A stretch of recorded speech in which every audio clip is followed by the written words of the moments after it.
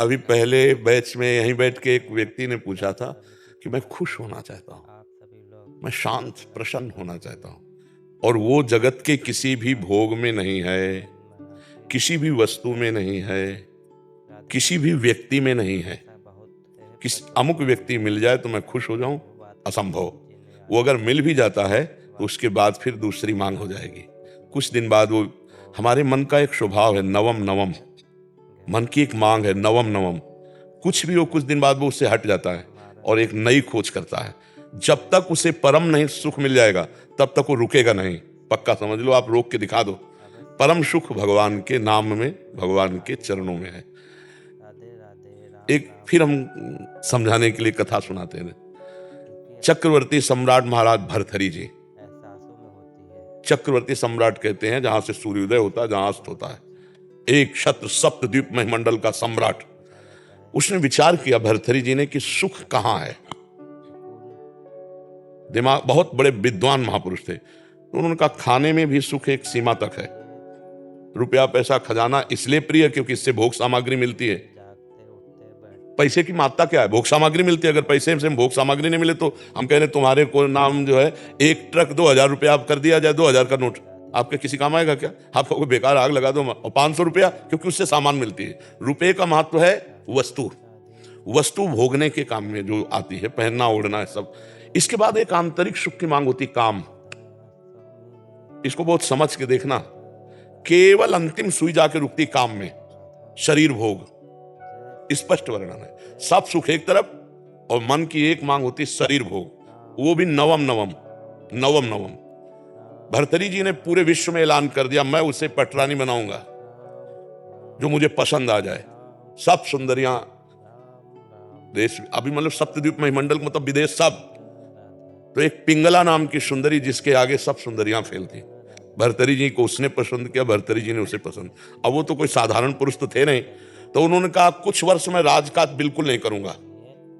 विक्रमादित्य उनके भाई थे, बहुत बड़े प्रसिद्ध चक्रवर्ती सम्राट, वही बने जाके आगे। विक्रमादित्य महान बलशाली राजा थे, उनके छोटे भाई थे, उनको राजपद दे दिया और कहा मैं केवल देखूंगा भोग में है कितना सुख। वैज्ञानिक दृष्टि उनकी। अब रात दिन अच्छे अच्छे पदार्थ खाना, चक्रवर्ती सम्राट थे, पिंगला के साथ रहना। पिंगला ने एक दिन खिड़की से झांक के देखा तो बलशाली अश्वों की सेवा कराने वाला अश्वपाल वो समझा रहा था अपने सेवकों को ऐसे। रानी ने देखा और आकर्षित हो गई और हुक्म किया दासी को, अश्वपाल से बोलो अमुक जगह मिले। तो दिन में महाराज शयन करते थे, तो दिन में जब सोते होते तब वो अश्वपाल से मिलने लगी और अश्वपाल से उसका शारीरिक संबंध हो गया। विक्रमादित्य ने को जब सूचना मिली तो उन्होंने कहा कि मैं महाराज से मिलना चाहता हूं, सेवक से कहो। बहुत प्रवीण थी पिंगला, उसको भनक लग गई दासी के द्वारा कि विक्रमादित्य आपकी चाल को जान गया है। भर्तहरि जी से उन्होंने कहा कि आप अपने भाई को क्या बहुत अच्छा समझते हो, मेरे ऊपर वो गंदी नजर रखता है। कपट छल करने वाले स्वभाव वाले होते हैं, उनका अलग। अब विक्रमादित्य ने कहा मैं भ्राताश्री से मिलना चाहता हूं और उसने पहले ही क्लियर कर दिया। तो विक्रमादित्य के पास क्रोधित होकर उनका, मैं कभी नहीं समझता था तो ऐसी दृष्टि। तो उनका भैया हम जो बात बताना चाहे मैं समझ रहा हूं कि तू यही तो कहना चाहता ना पिंगला गलत है। तो उनका हाँ भाई गलत है हमारे पास। बोले तुम कितने सही, निकालो इसको। मंत्री से आदेश किया इसको देश निकाला दे दो, बेमतलब। अब विक्रमादित्य ने मंत्रियों से कहा भाई इस समय हमारे उसके शासन में है, जीवन इनका बहुत खतरे में है, संभालना राज्य, और मैं अमुक जगह जंगल में रहूंगा, जरा भी खतरा हो तो मुझे बता देना, पर भाई की आज्ञा का पालन करने के लिए। जो अश्वपाल था वो महाराज की नृत्यांगना थी दरबार में, उससे उसकी मित्रता थी। अब वहां एक नगर में ब्राह्मण गरीब था, उसने तपस्या की देवराज इंद्र को प्रसन्न करने के लिए। देवराज इंद्र प्रसन्न हुए और एक फल दे दिया, कहा इसको खाओगे तो अमर हो जाओगे, और अंतर ध्यान हो गए। उसने कहा मैं गरीब आदमी, धन चाहता था, अमर होके क्या करूंगा। तब विचार आया कि धर्मात्मा चक्रवर्ती सम्राट महाराज भर्तहरि को दें तो वो हमें धन दे देंगे। ऐसा ही किया। महाराज की जय जयकार हो। आज तक दरबार में नहीं आए थे, लेकिन ब्रह्म ऋषियों को जाने का आदेश था, वो गए, महाराज की जय जयकार हो, महाराज मैंने तपस्या के द्वारा अमर फल प्राप्त किया है, मुझे धन दिया जाए। तो उन्होंने खजाने में कह दिया जितना मांगे धन दे दो, और अमर फल लिया। और विचार किया मैं अमर होके क्या करूंगा, अगर पिंगला अमर रहेगी तो पिंगला को दिया खा लो। पिंगला ने तुरंत विचार किया मैं अमर होके क्या करूंगी, अगर अश्वपाल जीवित रहेगा तो अश्वपाल को दे दिया। अश्वपाल ने सोचा मैं अमर होके क्या करूंगा, जो हमारी नृत्यांगना महाराज की है वो अमर हो जाए तो जब तक जीवित रहूंगा। नृत्यांगना ने सोचा मैं अमर होके क्या करूंगी महाराज को। समझ रहे ना, देखो जब पोल खुली होती है तो मैं अब जो नृत्यांगना थी उसने मंत्री से प्रार्थना की कि महाराज से मैं मिलना चाहती हूँ, आदेश हुआ। तो उसने कहा महाराज ये अमर फल है, आप इसे पा लीजिए, आप जैसा धर्मात्मा राजा अमर होना। उनका ये सच्ची बता तुझे अमर फल कहां से मिला, क्योंकि तपस्या से ब्राह्मण ने प्राप्त किया, तू वैश्या तुझे कहां से प्राप्त। बोले महाराज ये प्राण क्षमा किए जाए, हमारी दोस्ती है अश्वपाल से। अश्वपाल जो महल के नीचे ही, उनका जाओ किसी से कहना मत। अश्वपाल को बुलाया, बोला जानते हो हम तुम्हें क्या कर सकते हैं। तो कांप रहा था पहले से, बीच सभा में आरे से चिरवाएंगे अभी तुझे, और अगर तू सत्य बोल देगा तो तुझे क्षमा कर देंगे, बिल्कुल कोई दंड। बोले महाराज पिंगला जी ने दिया। क्यों, पिंगला से तुम्हारा क्या संपर्क। बोले विक्रमादित्य ठीक कह रहे थे, हमारा पिंगला से शारीरिक संबंध है। महाराज भर्तरी के होश उड़ गए। मुझ चक्रवर्ती सम्राट से वो खुश नहीं। पिंगला को बुलाया सभा में, आज सभा में उतर के गए, पूरी सभा लगी हुई थी। उनका देखो ब्राह्मण ने अमर फल दिया था, पिंगला ने खाया, मैं तलवार से इसे काटूंगा, मरेगी नहीं, जीवित हूं। अरे महाराज, तो उनका सत्य बोल दे तो तुझे छोड़ दूंगा, नहीं तो अभी सूली पे चढ़वा दूंगा। तो उनका महाराज ऐसी गलती हमसे हो गई कि हमने वो फल नहीं खाया, अश्वपाल को दे दे। तो मुकुट उतारा और कहा धिक्कार इस संसार के सुख को कि मुझ सर्वांग सुंदर पुष्ट चक्रवर्ती सम्राट से ये तृप्त नहीं है, और महारानी से वो अश्वपाल तृप्त नहीं है। अश्वपाल वैश्या से प्यार, ये क्षुद्र काम किसे। और महान बैरागी हुए जिनके सूत्रों को बैरागी जन पढ़ते हैं, भर्तरी शतक है उनका। तो संसार में अगर कोई तृप्त होता है तो वो भगवान की भक्ति से होता है, नहीं तो भोगों से तो हो ही नहीं सकता है। आज तुम्हें प्यार कोई कर रहा है और तुमसे सुंदर मिल जाएगा, कल वो उससे प्यार करने लगेगा, परसों तीसरे से करने। आज तक किसी की तृप्ति हुई हो तो हमें बताओ, भोगों में कहीं तृप्ति नहीं हो सकती, कहीं सुख। बढ़िया, बहुत सुंदर बुद्धि आपकी है जो आपको अनुभव करा रही कि सब कुछ होते हुए भी एक ऐसा स्थान खाली है जहां लगता है वो नहीं है जो मैं चाह रही हूं। वो श्री कृष्ण है, वो प्रभु है। यदि उनसे चित्त जोड़ लोगे तो निहाल हो जाओगे। जैसे मीरा जी कहते हैं मेरे तो गिरधर गोपाल दूसरों में कोई, निहाल हो जाओगी। अभी थोड़ा बुद्धि पवित्र है जो आपको यह अनुभव करा रही कि वास्तविक मुझे जो चाहिए वो नहीं है, वो है परमात्मा, वो है प्रभु। हम कह रहे हैं यहां तक सोने से लाद दिए जाओ, केवल मान्यता ही तो है ना, मान्यता का सुख है ये। नहीं बताओ मीठा लगता है कि खट्टा लगता है, क्या सोने में है, केवल वो महंगा है और उसकी मान्यता है। इसलिए हमको लगता नहीं। 4 लाख योजन का सोने का पहाड़ है एक, जिसका नाम सुमेरु है। भगवान की माया में रत्न गर्भा पृथ्वी को कहा गया है। जैसे गेरू निकलती है ना, जैसे खड़िया निकलती, चूना निकलता है, ऐसे यहाँ सोने चांदी की धातुओं की यहाँ खजाना है पृथ्वी में। अब वो तो भगवान जब अवतरित हुए थे तो अपने आप सब भूमि से प्रकाशित हो गया। हम लोग इन सुखों से कभी तृप्त नहीं हो सकते, क्योंकि हम सच्चिदानंद के अंश हैं, हमारी मांग सच्चिदानंद है। नहीं, आप मान लो इतने बड़े बड़े धनी, लेकिन वो भी अशांत हैं। आप ये मत समझना, अशांत हैं, क्योंकि जब तक भगवान नहीं मिलेंगे तब तक हमें शांति नहीं मिलने वाली। कुछ भी भोग लो, कुछ भी कर लो। और देखो शांति कैसी और तृप्ति कैसी, जब केवट कठौता में भगवान के सामने जल ला के और उनके चरण पखार रहा है, तो भगवान सिया जी की मुंदरी दे रहे हैं, सिया जी की मुंदरी। लेकिन वो क्या कह रहा है, अब कछुनाथ न चाहिए मोरे, दीन दयाल अनुग्रह तोर। क्यों, अति आनंद उमगी अनुरागा, चरण सरोज पखारन ला। भगवान के चरण से जो आनंद मिला, केवट कहने लगा अब कछुनाथ न चाहिए मोरे। भगवान के बिना मिले ये शब्द नहीं निकल सकता कि अब मैं सुखी हो गया, आज के बाद मुझे कुछ नहीं चाहिए, मैं जो चाहा वो मुझे मिल गया।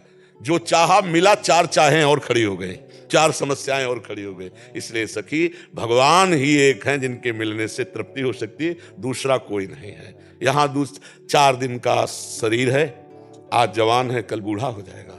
भरोसा एकमात्र श्री भगवान में, चित्त भगवान में, अभी परमानंद है, अभी इसी क्षण आनंद है। वो भाई भी कह रहे थे कि सब कुछ बस मैं खुशी चाहता हूं। तो खुशी किससे मिल जाएगी, घर मिल जाए, गाड़ी मिल जाए, ये सब किसी के पास है, वो खुश नहीं है। जो तुम सोच रहे हो वो किसी के पास है इस सृष्टि में। ए भाई, महाराज ययाति का नाम सुना है? शुक्राचार्य की पुत्री देवयानी, जो देवता भी मोहित हो जाए इतनी सुंदरी थी। वृषपर्वा की पुत्री शर्मिष्ठा, जो दैत्यराज वृषपर्वा, 2 पत्नियां। और जब भोग से तृप्ति नहीं हुई तो अपने पुत्र की 1000 वर्ष की जवानी लेके भोगा। फिर इसके बाद घृणित घृणा आई कि धिक्कार है, मुझे अपने पुत्र की जवानी भोग डाली फिर भी कोई सुख नहीं, वही भोग वासना। तब उन्होंने लिखा, एक पुरुष को जो भगवान से विमुख है, सृष्टि के सारे सुख मिल जाएं तो भी वो तृप्त नहीं हो सकता। इसका मतलब है कि हम जैसे भी हैं, अगर भगवान से जुड़कर संतोष कर लें तो आज सुखी है, आज आनंद है। जब तक हम शास्त्र विरुद्ध आचरण करेंगे तब तक भय, चिंता, शोक, विषाद, उद्विग्नता ये बनी रहेगी। आप अंदर देखो, गलती करोगे ना, चाहे जितना गुप्त करो, वो गलती तुम्हारे ऊपर सवार हो जाएगी, तुम्हें भयभीत करेगी, तुम्हें चिंता में डालेगी, तुम्हें शोक में समस्या में डाल देगी। खुशहाल जीवन, गोस्वामी तुलसीदास जी कह रहे हैं, तब लगी कुशल न जीव कहूं, सपने हूं मन विश्राम, जब लगी भजत न राम कहूं, शोक धाम तज काम। जब तक जीव काम आदि गंदी चेष्टाएं इनको छोड़कर भगवान का नाम जप नहीं करता, तब तक उस स्वप्न में भी कभी शांति और विश्राम नहीं प्राप्त कर सकता। हमारे यहाँ ही तो ध्रुवदास जी बड़े महापुरुष हुए, वो कह रहे हैं, जो चाहत है नित्य सुख, वही खुशहाल रहना, नित्य सुख अरु मन को विश्राम, हित ध्रुव हित सो भजत रहो, पल पल श्यामा श्याम। यदि नित्य सुख चाहते हो, खुशहाल होना चाहते हो, तो एक एक क्षण श्यामा श्याम श्यामा श्याम, राधा राधा राधा, परम खुशहाल हो जाओगे। कैसी भी विपत्ति हो आप खुशहाल रहोगे। जैसे भारी कष्ट का संयोग है, किडनी फेल, खुशहाल है हम, दुखी नजर आते हैं क्या? पान का नाम जप करते हुए अच्छे आचरण करो और देख लो खुशहाल रहोगे, मस्त रहोगे। आप विचार करके देखो ना, देखो खुशहाल वस्तुओं से नहीं हुआ जाता, खुशहाल दिमाग से हुआ जाता है। अगर हमारा दिमाग पॉजिटिव हो जाए तो एक बनियान में भी आप खुश रहोगे, और निगेटिव हो जाए तो बहुत बड़े बड़े कंपनी के कपड़े भी आवे ना तो भी पहन के जलोगे, आपको आपसे बढ़कर दिखाई देगा, तब लगेगा मेरा क्या है, तो जलोगे। और जब आपका पॉजिटिव है ना, तो कि भगवान हमको कम से कम शरीर तो स्वस्थ दिए, हमें भगवान ने स्वस्थ बनाया, कितनी कृपा, वो पॉजिटिव चिंतन करता है। जिसको खुशहाल रहना ना, उसका पॉजिटिव चिंतन होना अनिवार्य है, और बिना निष्पाप हुए पॉजिटिव चिंतन नहीं होता। चिंतन सदैव निगेटिव भागता है, क्योंकि उसको दंड मिलना है ना। यही चिंतन जब निगेटिव ज्यादा हो जाता है तो डिप्रेशन में चला जाता है, बेमतलब भयभीत रहता है आदमी, बेमतलब उसको एक ही बात सुनाई देती है, मतलब कहीं मुझे हमने देखा है ना, हमारे पास तो सब तरह के लोग आते हैं। तो एक थे, वो बस यही कहते थे, एक तरफ खुद मरने के लिए तैयार, और डिप्रेशन की दवाई 10-10 हजार की चल रही। क्या है, चिंतन बिगड़ गया ना। और उसी चिंतन में राधा राधा राधा राधा, और यार हमें कोई मार नहीं, तो भगवान है ना, मेरे भगवान पॉजिटिव है ना, कि यार एक दिन तो मरना ही है, और जिस दिन मरना है उस दिन कोई बचा नहीं सकता। आज से हम क्यों उसके लिए परेशान हो, हम धर्म से चले, हम नाम जप करें, हम खुश रहें। सबसे बढ़िया बात है प्रसन्न रहना, खुश रहना, ये पॉजिटिव से होगा। आपका चिंतन सकारात्मक होना चाहिए, और इसके लिए आप में पावर चाहिए, वो है नाम, राधा राधा राधा राधा राधा राधा राधा। बड़ा आनंद रहेगा जब के देखो, पर आज ही नहीं मिल जाएगा आनंद, समय लगेगा। जैसे जैसे आपकी मलिनता हटेगी वैसे वैसे आप खुश होने लगोगे। स्वाभाविक खुशी है, इतने बड़े भगवान हमारे हैं, कितनी खुशी की बात। अगर कोई अभी मंत्री या कोई ऐसे आपसे हाथ मिला ले और कह दे चिंता मत करना, मैं हूं जब कभी जरूरत, और कभी फोन ना उठावे, कभी ना मिले, फिर भी आपकी छाती चौड़ी हो जाएगी। और भगवान कह रहे योगक्षेमम वहाम्यहम्, तुम केवल अनन्यस चिंतयन्तो माम, तुम मेरा चिंतन करो, पूरा ठेका मैं लेता हूं। और हमें विश्वास नहीं होता, भगवान की बात पर विश्वास नहीं होता। तुमसे सच्ची कह रहे हैं, एक एक क्षण भगवान तुम्हें देख रहे तुम्हें, और एक एक बात तुम्हारी सुन रहे हैं। पर जब तक तुम सही आचरण नहीं करोगे तब तक तुम नहीं जान पाओगे कि भगवान तुम्हें देख रहे हैं और भगवान तुम्हारी सुन रहे हैं। जैसे एक भी ऐसी बात नहीं जिसका उत्तर ना मिलता हो, एक भी ऐसी बात, जैसे कोई भी बात, किसी भी तरह की लौकिक पारलौकिक समस्या जरा सा, और अंदर रेखा आई तो सामने परिणाम उसका तुरंत, लगता है भगवान ने मेरी सुन ली, मेरी बात पहुंच गई भगवान तक। क्यों? क्योंकि भगवान के सिवा हमारा कोई है नहीं, भगवान ही हमारे जीवन, भगवान ही हमारे प्राण। तो आपके भी तो जीवन भगवान है, पर आपने अपने जीवन को माया में दे दिया, इसलिए आप भगवान की बात नहीं सुन पा रहे, ये नहीं समझ पा रहे कि भगवान मुझे देख। ये सच्ची बताएं, इतना आनंद है कि अब जैसे आपको गुलाब जामुन पवावे, पूछे कैसा है, बोलोगे मीठा। कैसा मीठा है? बोले बहुत मीठा। फिर इसके बाद क्या बोल पाओगे? नहीं, यही कहोगे महाराज खा के देख लो, आगे वाली बात।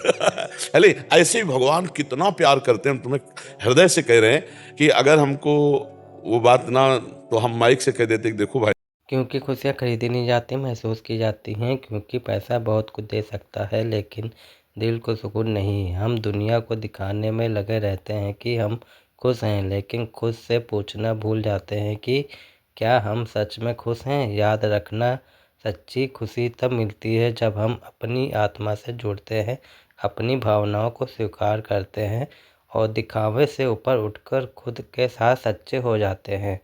जो मन से खाली है, उसे दुनिया की कोई भी चकाचौंध भर नहीं सकती। इसलिए थोड़ा रुक कर खुद को सुनो। जो अंदर टूटा है, उसे बाहर का चमक दमक नहीं जोड़ पाएगा। उसी बाहर नहीं, यहीं आपके भीतर है, बस उसे पहचानने की देर है। राधे राधे।